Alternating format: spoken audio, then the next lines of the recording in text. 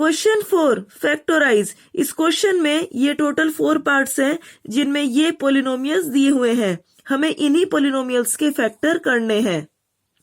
अब इनके फैक्टर हम splitting the middle term method और फैक्टर थ्योरम के यूज से, इन दोनों ही मेथड से करेंगे। तो लेते हैं first part. First part 12x square minus 7x plus 1। अब इस पोलिनोमियल में वेरिएबल है x, यहाँ पे है x की पावर 2 और यहाँ पे है x की पावर 1। क्योंकि 1 और 2 में से 2 है हाईएस्ट पावर, इसीलिए ही इस पोलिनोमियल की डिग्री है 2। यानी ये है एक क्वाड्रेटिक पोलिनोमियल। अब ये दोनों है क्वाड्रेटिक पोलिनोमियल की 2 फॉर्म्स। इन दोनों में ये डिफरेंस है कि यहाँ पे तो है एक्स स्क्वायर के मल्टीप्लाई में 1, जबकि यहाँ पे है एक्स स्क्वायर के मल्टीप्लाई में 1 के अलावा कोई और कांस्टेंट a।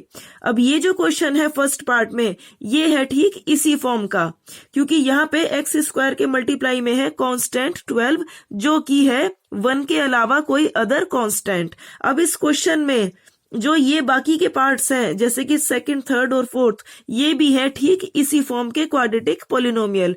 यानी कि इस क्वेश्चन में हमें इस फॉर्म के क्वाड्रेटिक पोलिनोमियल्स के फैक्टर करने हैं इन दोनों मेथड से। तो अब इस फर्स्ट पार्ट के हम फैक्टर करते हैं इस method splitting the middle term method से।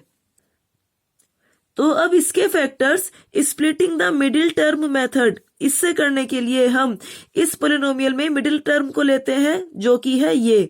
अब हमें इसी मिडिल टर्म को स्प्लिट करना है, तो इसके लिए हम इस साइन को देखते हैं, जो कि है प्लस का साइन। अब हम इस 7 के ऐसे 2 फैक्टर्स हमें ढूंढने हैं जिनका एडिशन तो हो 7, लेकिन इन्हीं दोनों फैक्टर्स का ही मल्टीप्लिकेशन होना चाहिए 12 इंटू 1, जहां पे 12 इंटू 1 होता है 12। यानी कि हमें इस 7 के ऐसे 2 फैक्टर्स ढूंढने हैं जिनका एडिशन तो 7 आए, लेकिन इन्हीं दोनों का ही मल्टीप्लिकेशन आए 12। तो ऐसे 2 फैक्टर्स हैं 4 और 3। जब 4 को 3 में ऐड करा तो हमें मिला 7। वहीं जब इस 4 और 3 की मल्टीप्लाई की गई तो हमें मिल गया 4 3 जा 12, यही 12। तो यहां लिखते हैं is equal to 12 x square minus, और अब इस 7 की जगह लिखते हैं 4 प्लस 3। अब ये लिखा x और प्लस में 1 is equal to 12 x square. अब माइनस एक्स की मल्टीप्लाई करते हैं इस ब्रैकेट के अंदर, तो माइनस एक्स इंटू 4 यानी माइनस का 4x, और माइनस एक्स इंटू 3 यानी माइनस का 3x। अब प्लस में 1 एज इट इज लिख लिया इज इक्वल टू, अब ये माइनस 7x, ये जो मिडिल टर्म है, ये यहाँ माइनस 4x और माइनस 3x इन दोनों इन टर्म्स में स्प्लिट हो चुकी है। अब इन दोनों टर्म्स में से 4x कॉमन लेते हैं, तो जब 12x स्क्वायर में से 4x कॉमन गया तो यहाँ बच गया 3x, और जब यहाँ से ये 4x कॉमन गया तो यहाँ बच गया माइनस का 1। अब इन दोनों टर्म्स में से माइनस का 1 कॉमन लेते हैं, तो माइनस 3x में से जब माइनस 1 कॉमन गया तो बच गया 3x, और जब यहाँ से माइनस 1 कॉमन गया तो यहाँ बच गया माइनस का 1 इज इक्वल टू। अब इन दोनों टर्म्स में यहाँ है माइनस, और ये ब्रैकेट यहाँ भी है और यहाँ भी है, तो इस ब्रैकेट को कॉमन लेते हैं। तो यहाँ हमने लिखा 3x माइनस 1, तो जब इसमें से ये ब्रैकेट कॉमन गया तो बच गया 4x, और जब यहाँ से ये ब्रैकेट कॉमन गया तो बच गया माइनस का 1। तो अब इस पोलिनोमियल के ये 2 फैक्टर्स हो चुके हैं इस मेथड से, और अब हम इसी पोलिनोमियल के फैक्टर करेंगे फैक्टर थ्योरम के यूज से। तो अब इसके फैक्टर थ्योरम से फैक्टर करने के लिए पहले हम इसको एज इट इज लिखते हैं, यानी 12 x square minus 7x plus में 1। और अब यहाँ क्योंकि एक्स स्क्वायर के मल्टीप्लाई में ये 12 कांस्टेंट है, इसीलिए ही इस 12 को इस पूरे पोलिनोमियल में से हम कॉमन लेंगे। तो इसके लिए यहाँ लिखा 12 और ये लगाया ब्रैकेट। तो अब जब इस फर्स्ट टर्म 12 एक्स स्क्वायर में से 12 कॉमन गया तो बच गया एक्स स्क्वायर, माइनस जब इस 7x इसमें से जब 12 कॉमन गया तो बच गया 7x के अपॉन में 12, और जब लगाया प्लस का साइन तो यहाँ जब इस 1 में से 12 कॉमन गया तो बच गया 1 के अपॉन में 12 इज इक्वल टू। अब इस 12 को लिखा एज इट इज, और इस पोलिनोमियल को हमने डिफाइन किया px से, जहां पे px है x square minus 7x/12 plus में 1/12। अब हम मान लेते हैं कि इस पोलिनोमियल के फैक्टर है x माइनस a और x माइनस b। अब हमने इस पोलिनोमियल के यही फैक्टर क्यों माने? क्योंकि ये पोलिनोमियल है इस फॉर्म का, जैसे यहाँ पे है एक्स स्क्वायर के मल्टीप्लाई में 1, ठीक इसी तरह यहाँ पे भी है एक्स स्क्वायर के मल्टीप्लाई में 1। तो जब यहाँ पे एक्स स्क्वायर के मल्टीप्लाई में 1 है तो इसके इन फैक्टर्स में भी यहाँ भी एक्स के मल्टीप्लाई में 1 है और यहाँ भी एक्स के मल्टीप्लाई में 1 है। तो ठीक इसी तरह जब हमने यहाँ इसके ये दोनों फैक्टर्स लिए तो यहाँ भी हमने एक्स के मल्टीप्लाई में 1 लिया और यहाँ भी हमने एक्स के मल्टीप्लाई में 1 लिया।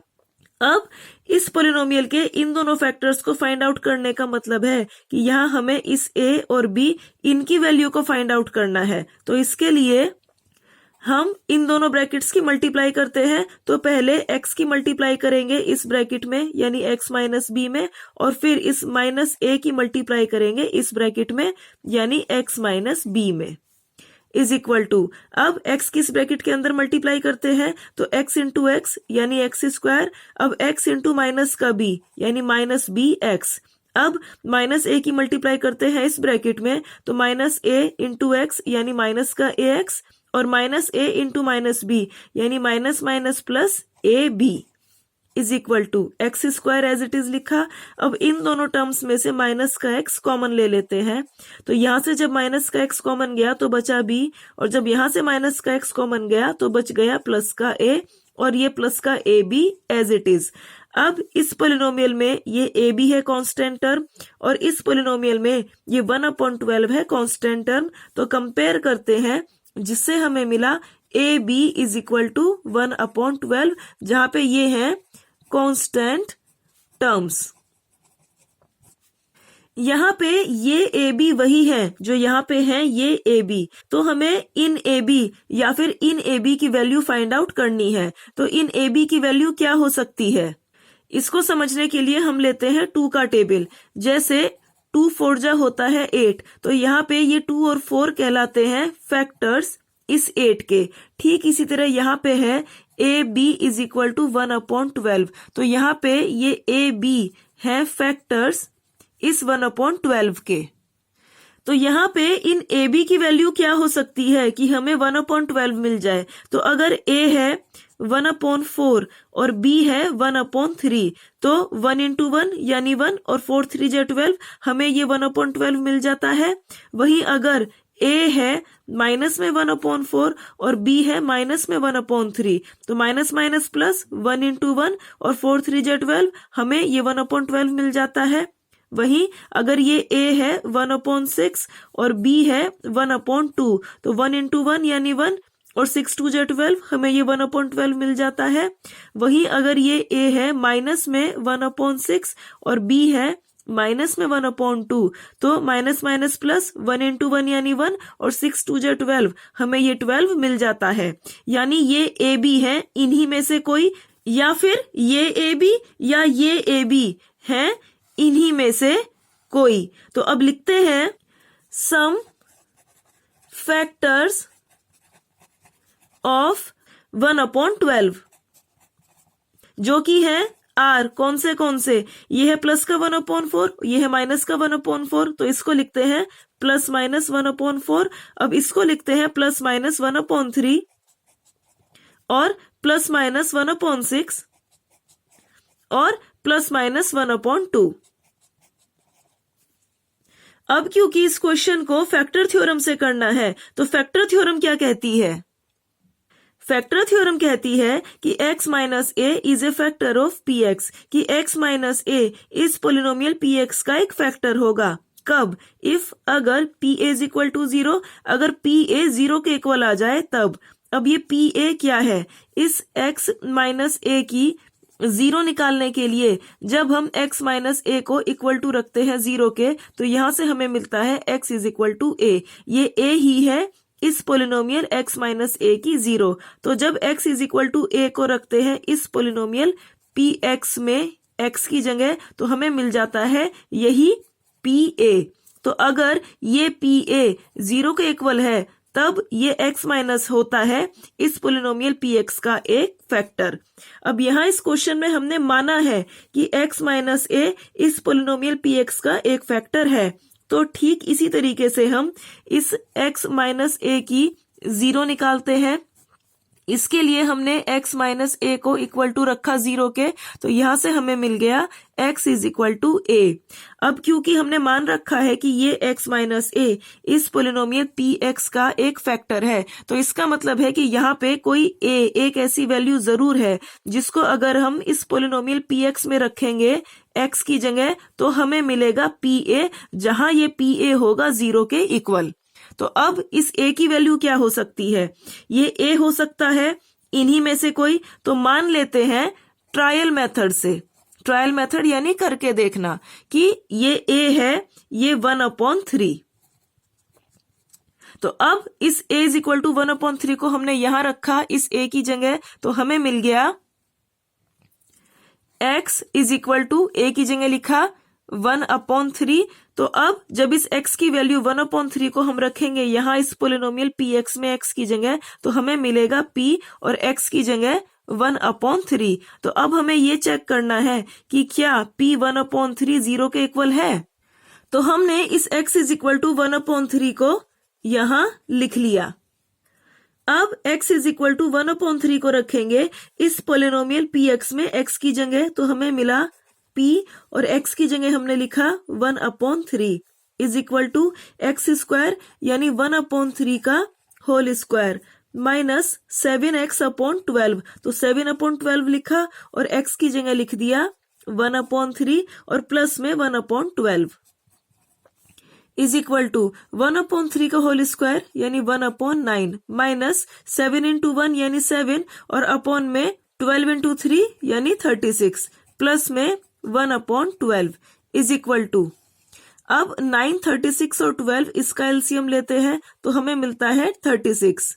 अब 9 4 जा 36, 4 into 1 यानी 4 माइनस 36 1 जा 36, 1 into 7 यानी 7 प्लस 12 3 जा 36, 3 into 1 यानी 3 इज इक्वल टू, अब यहाँ पे ये 4 और 3 है प्लस की टर्म्स, तो इनको ऐड करा तो हमें मिला 7 और अब ये माइनस का 7 अपॉन में 36। अब ये प्लस का 7 और माइनस का 7 कैंसिल हो गया तो हमें मिल गया 0, यानी ये p 1/3 आ गया है 0 के इक्वल। तो इसीलिए ही a की इस वैल्यू यानी 1/3 को यहाँ हम रखते हैं a की जगह, तो हमें मिला x माइनस और a की जगह 1/3।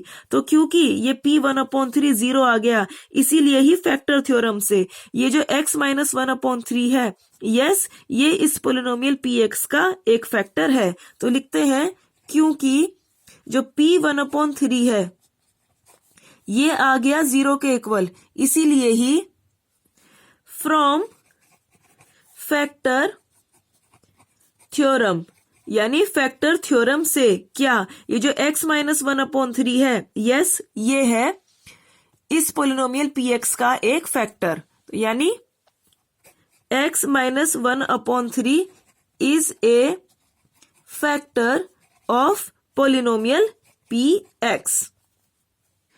अब यहाँ पे इन दोनों फैक्टर्स में से ये x माइनस a ये फैक्टर हमने फाइंड आउट कर लिया है, जो हमें मिला है x माइनस 1/3। अब हमें इस दूसरे फैक्टर x माइनस b को फाइंड आउट करना है। अब क्योंकि यहाँ भी हमने माना है कि x माइनस b इस पोलिनोमियल px का एक फैक्टर है, तो ठीक इसी तरह हम x माइनस b इसकी भी 0 निकालेंगे। तो इसके लिए यहां से हमें मिल गया x is equal to b। अब क्योंकि यस ये एक फैक्टर है पोलिनोमियल px का, तो यानी यहाँ पे इस b की कोई ऐसी वैल्यू जरूर है जिसको जब हम इस पोलिनोमियल px में रखेंगे x की जगह, तो हमें एक ऐसा pb एक ऐसा जरूर मिलेगा जिस पर ये pb हो जाएगा 0 के इक्वल। तो अब ये b की वैल्यू क्या हो सकती है? ये a भी हो सकते हैं इन्हीं में से कोई, या फिर ये b भी हो सकता है इन्हीं में से कोई। तो मान लेते हैं कि ये b है 1/4। तो b इज इक्वल टू 1/4 को हमने यहां रखा तो हमें मिला x इज इक्वल टू 1/4। अब जब इस x इज इक्वल टू 1/4 को यहाँ रखेंगे इस पोलिनोमियल px में x की जगह, तो हमें मिलेगा p और x की जगह 1/4। तो अब हमें ये फाइंड आउट करना है कि p 1/4 क्या इसकी वैल्यू 0 आती है। तो अब इस पोलिनोमियल को हमने यहाँ लिख लिया है और यहाँ लिखते हैं x इज इक्वल टू 1/4। अब x इज इक्वल टू 1/4 को रखेंगे इस पोलिनोमियल में x की जगह, तो हमें मिला p x की जगह 1/4 is equal to x square यानी 1/4 का होल स्क्वायर माइनस 7/12 और x की जगह लिखा 1/4 और प्लस में 1/12 इज इक्वल टू 1/4 का होल स्क्वायर यानी 1/16 माइनस 7 1 जा 7 अपॉन में 12 4 जा 48 और प्लस में 1/12 इज इक्वल टू, अब 16 48 और 12 इनका एलसीएम आता है 48।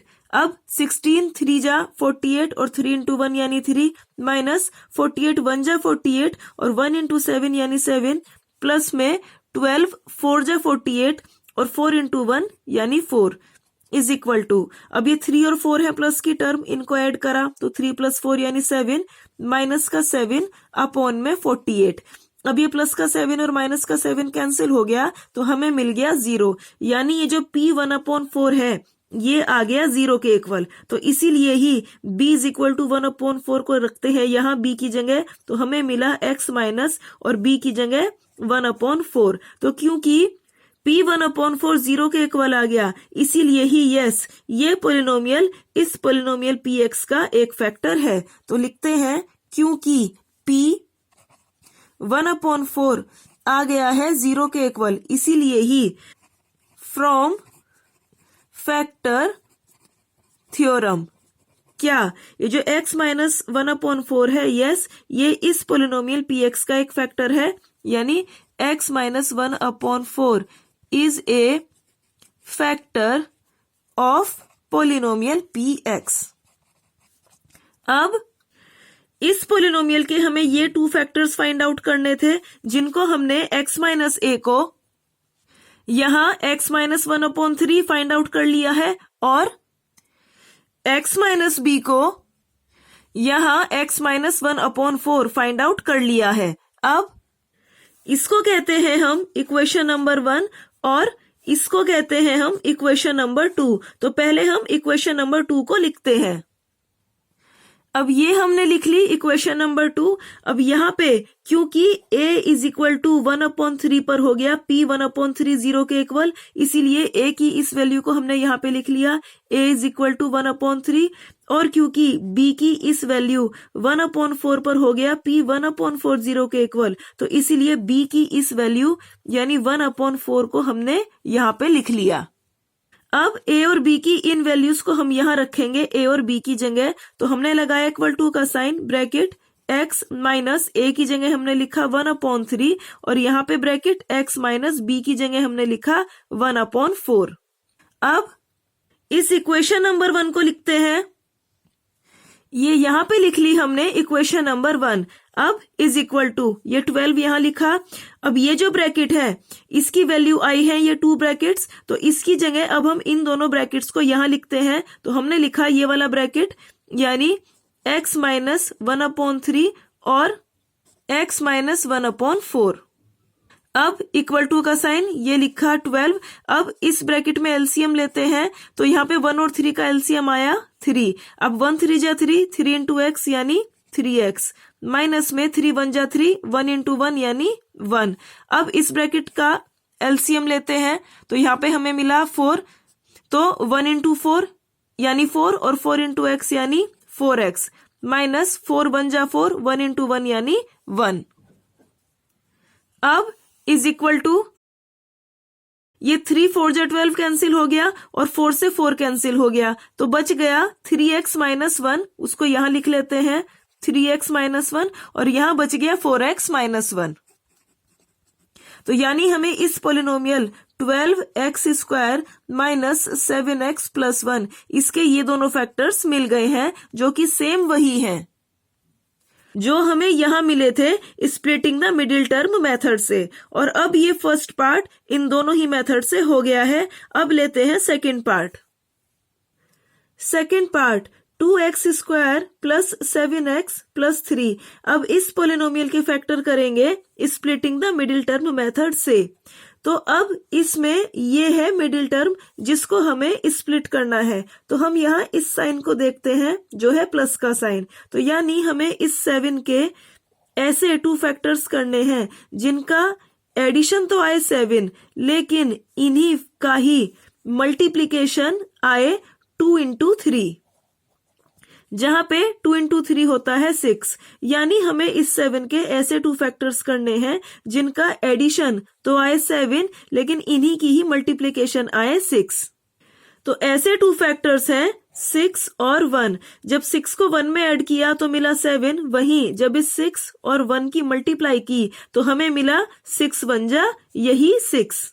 तो यहां लिखते हैं is equal to 2x square plus, अब इस 7 की जगह लिखा 6 + 1 और फिर ये x और प्लस में 3 is equal to 2x square plus, अब इस x की मल्टीप्लाई करते हैं इस ब्रैकेट के अंदर तो हमें मिला 6 into x यानी 6x और प्लस में 1 into x यानी x प्लस में 3। अब ये मिडिल टर्म इन दोनों इन टर्म्स में स्प्लिट हो गई है। अब लगाया इक्वल टू का साइन। अब हम इन दोनों टर्म्स में से 2x कॉमन लेते हैं। तो जब यहां से 2x कॉमन गया तो यहां बच गया x और प्लस में जब इस 6x में से 2x कॉमन गया तो यहां बच गया 3। अब इन दोनों टर्म्स में से 1 कॉमन लेते हैं। तो जब यहां से 1 कॉमन गया तो बच गया x और जब इसमें से 3 में से 1 कॉमन गया तो बच गया 3 इज इक्वल टू, अब यहाँ पे ये है प्लस का साइन, एक टर्म है ये, एक टर्म है ये, यहाँ पे है ये ब्रैकेट x + 3 और यहाँ पे भी है सेम यही ब्रैकेट x + 3। तो इन दोनों टर्म्स में से ये ब्रैकेट कॉमन लेते हैं। तो यहाँ हमने लिखा x + 3। तो जब इसमें से x + 3 कॉमन आया तो बच गया 2x और प्लस में जब यहाँ से ये ब्रैकेट कॉमन गया तो यहाँ बच गया 1। तो इस पोलिनोमियल के यही दोनों फैक्टर्स हैं इस splitting the middle term method से। और अब फैक्टर थ्योरम से इस पोलिनोमियल के फैक्टर करते हैं। अब इसके फैक्टर करने हैं क्योंकि फैक्टर थ्योरम से, तो पहले इसको एज इट इज लिखते हैं यानी 2x square plus 7x plus में 3।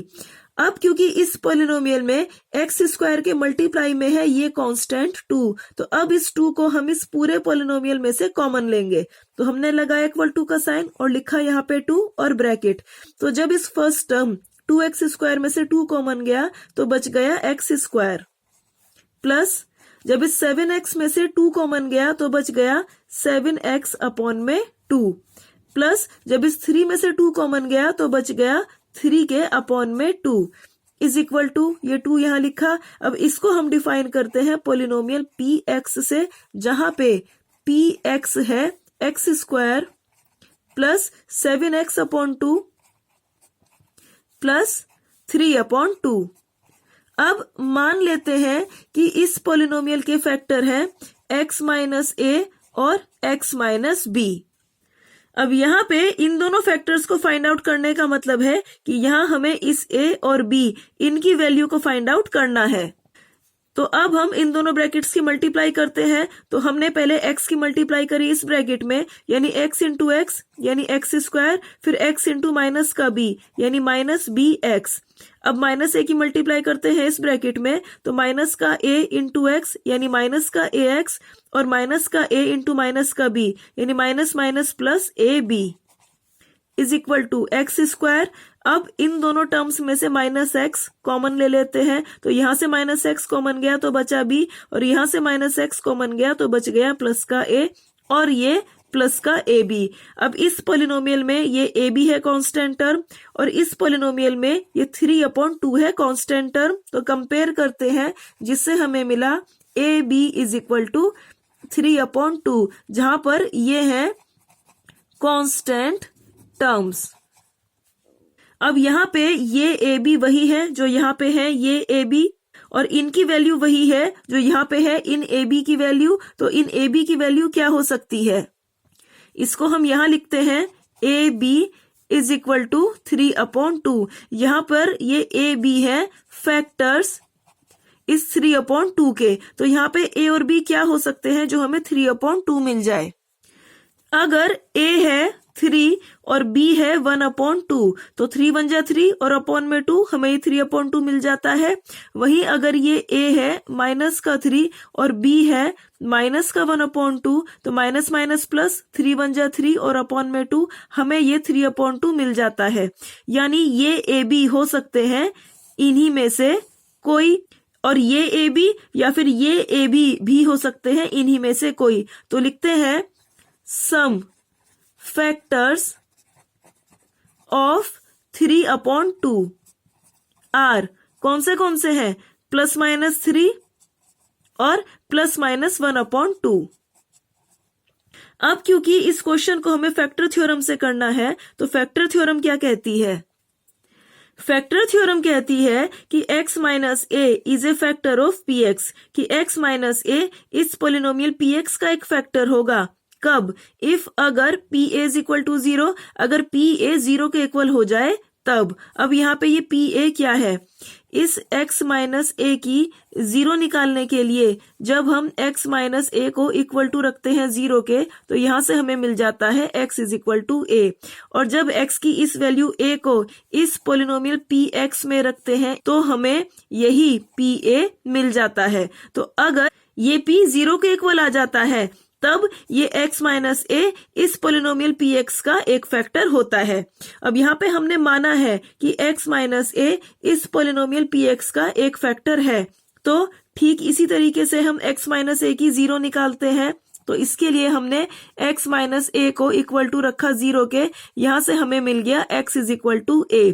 अब क्योंकि x माइनस ए इस पोलिनोमियल px का एक फैक्टर है, तो यानी यहाँ पे कोई ऐसी वैल्यू x की a एग्जिस्ट जरूर करती है जिसको अगर इस पोलिनोमियल px में x की जगह रखा जाए तब ये pa जरूर हो जाएगा 0 के इक्वल। तो इस a की वैल्यू क्या हो सकती है? इस a की वैल्यू हो सकती है इन्हीं में से कोई। तो मान लेते हैं ट्रायल मेथड से कि इस a की वैल्यू है 3। ट्रायल का मतलब होता है कि करके देखना, यानी अब हम यहाँ पे a की एक एक वैल्यू लेके देखेंगे कि a की कौन सी वैल्यू पर pa 0 के इक्वल हो जाएगा। तो हमने पहले लिया a इज इक्वल टू 3, तो अब इस a इज इक्वल टू 3 को रखा यहाँ पे, यानी x इज इक्वल टू 3। और जब x इज इक्वल टू 3 को यहाँ रखा इस पोलिनोमियल px में x की जगह, तो हमें मिल गया p3। तो अब हमें ये देखना है कि क्या p3 0 के इक्वल आता है।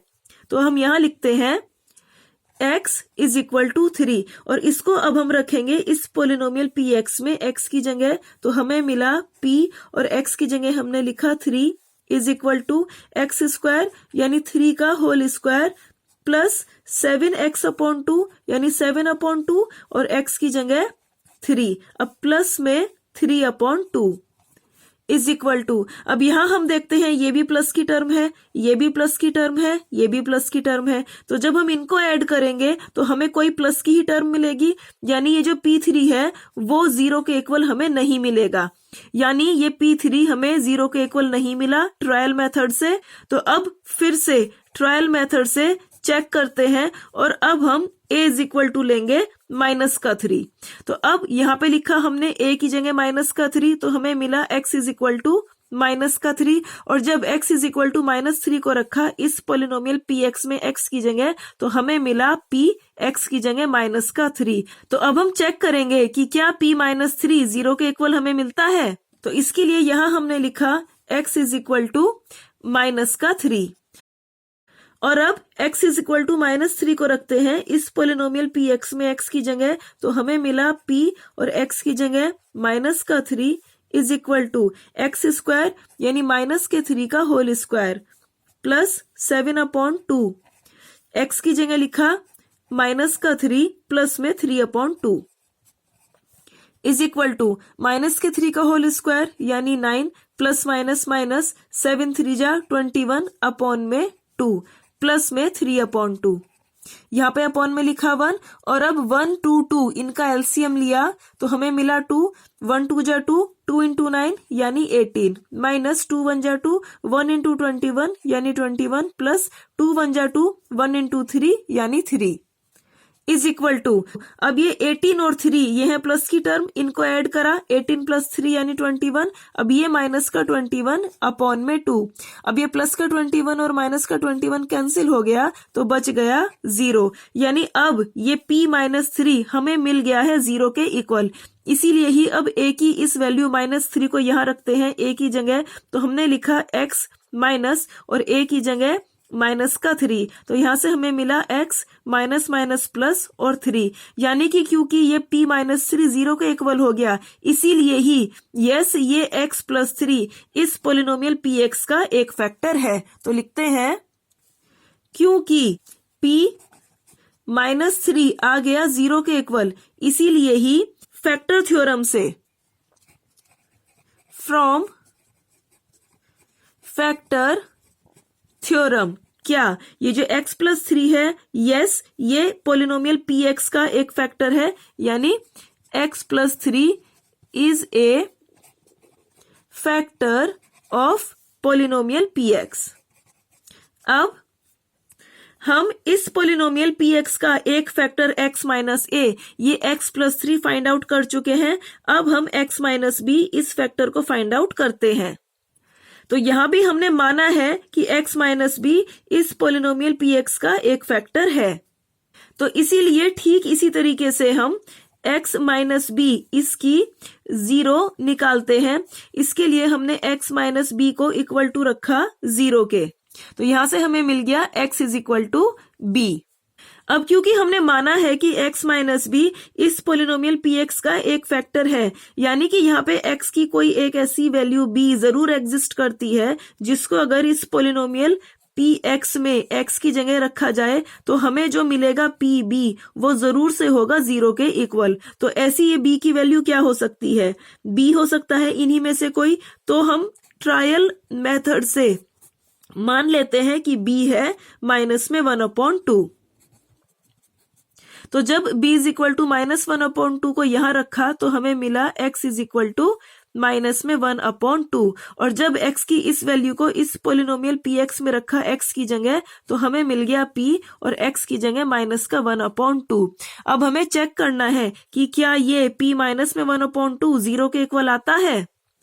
अब हमने इस पोलिनोमियल को यहाँ लिख लिया है और अब x is equal to minus में 1/2 को यहाँ रखा और अब x is equal to minus 1/2 को हम इस पोलिनोमियल में रखते हैं तो हमें मिला p और x की जगह माइनस में 1/2 is equal to x square यानी माइनस के 1/2 का होल स्क्वायर प्लस 7/2 और x की जगह हमने लिखा माइनस में 1/2 और प्लस में 3/2 इज इक्वल टू माइनस में 1/2 का होल स्क्वायर यानी 1/4, अब प्लस माइनस माइनस 7 1 जा 7 अपॉन में 2 इंटू 2 यानी 4 प्लस में 3/2 इज इक्वल टू, अब 4 4 और 2 इनका एलसीएम लेते हैं तो हमें मिला 4 4 1 जा 4 1 इंटू 1 यानी 1 माइनस 4 1 जा 4 1 इंटू 7 यानी 7 प्लस में 2 2 जा 4 और 2 इंटू 3 यानी 6 इज इक्वल टू, अब 1 और 6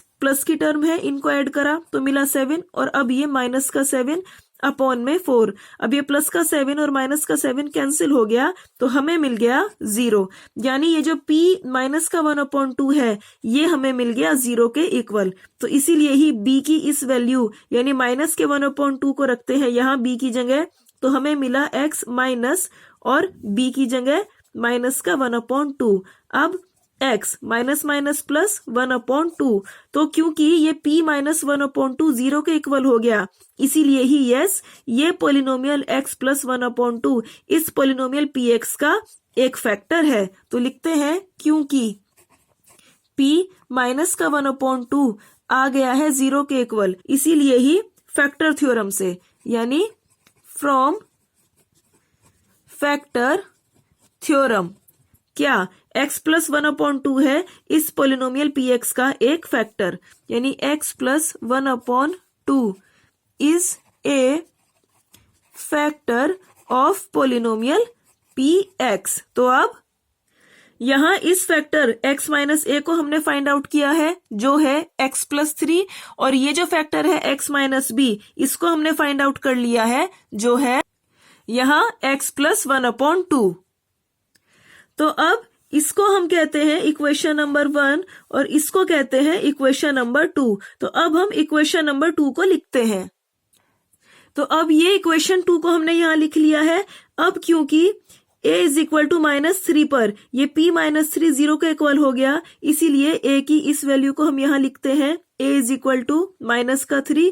और क्योंकि b की इस वैल्यू यानी -1/2 पर ये p -1/2 0 हो गया, इसीलिए ही b की इस वैल्यू -1/2 को यहाँ लिखते हैं इज इक्वल टू। अब a और b की इन वैल्यूज को यहाँ लिखेंगे हम a और b की जगह। तो हमने लगाया ब्रैकेट x माइनस a की जगह हमने लिखा -3 ब्रैकेट क्लोज, और अब यहाँ पे x माइनस b की जगह हमने लिखा -1/2 bracket close is equal to. अब यहाँ पे x माइनस माइनस प्लस और ये 3, और इसमें यहाँ पे लिखा x माइनस माइनस प्लस 1/2। तो यहाँ पे अब हमें इसके ये दोनों फैक्टर्स यहाँ मिल गए हैं। तो अब लेते हैं हम इक्वेशन नंबर 1। तो ये लिख ली हमने यहाँ equation number 1 is equal to 2। अब ये जो है इसके ये फैक्टर्स हैं ये दोनों ब्रैकेट, तो इसकी जगह अब हम ये ब्रैकेट्स यहाँ लिखते हैं। तो हमने लिखा x प्लस 3 और ये वाला ब्रैकेट यानी x plus 1/2 is equal to ये लिखा 2 और ये लिखा यहाँ पे x प्लस 3। अब इस ब्रैकेट में हम एलसीएम लेते हैं। तो यहाँ पे 1 और 2 का एलसीएम आया 2। अब 1 2 जा 2, 2 इंटू एक्स यानी 2x, प्लस में 2 1 जा 2, 1 इंटू 1 यानी 1। अब यहाँ पे ये 2 और 2 कैंसिल हो गया तो बच गया x प्लस 3 और यहाँ पे 2x प्लस में 1, यानी अब इस पोलिनोमियल यानी 2x square plus 7x plus 3 इसके हमें ये दोनों फैक्टर्स मिल गए हैं जो कि सेम वही है जो कि यहाँ थे जब हमने इसी क्वेश्चन को किया था splitting the middle term method से। यानी अब ये क्वेश्चन भी splitting the middle term method और यूजिंग द फैक्टर थ्योरम इन दोनों ही मेथड से हो चुका है।